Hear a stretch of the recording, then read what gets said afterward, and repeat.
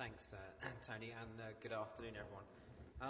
What I want to talk to you about in the next sort of 6 or 7 minutes is cooperation between airlines and airports. And I'm approaching this from an airline perspective. As Tony mentioned, the organisation I work for represents about 65 small and regional airlines operating throughout the EU. So I hope to be able to give you some of the flavour of the perceptions they have.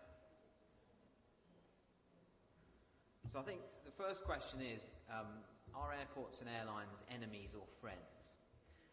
We have within ERA a twice yearly meeting of our airline presidents, where we get together about 50 airline presidents. And airport issues always come up, whether it be security, whether it be passenger handling, charges, all of these issues come up. And this is the general perception if you ask one of our airline presidents their perceptions of an airport. They would see an airport as a constraint to their business. It holds them up, it inconveniences their passengers. And the airline would believe that the airport is an enabler. But of course you can reverse that, and I'm sure if you sat in a room full of airport CEOs, they would see the airline as the constraint to their business and the difficult part of their business. And I think that brings us on to saying, well, what is the real relationship between the two parties? Are they customer provider?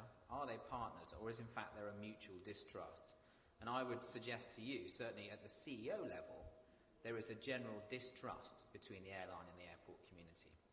Most of you will have seen or have heard of IATA's press releases they put out every 6 to 12 months. Well, without fail, every 12 months IATA will put out a press release saying that airlines are being ripped off by airports, through charges.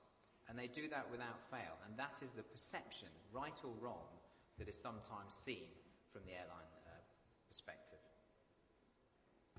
Of course, it's a little unfair because it varies hugely. There are excellent examples of good relationships between airlines and airports, and there are clearly bad examples. But the real answer is they need each other, and they need each other to make the business work. And that ought to be reflected better in the relationship between the two. And at the moment, I would again submit that that relationship is not good, and it needs to be better. And I think events like Routes, which provide the interaction between airlines and airports, are excellent for building up that relationship. But I think there's still some work to be done.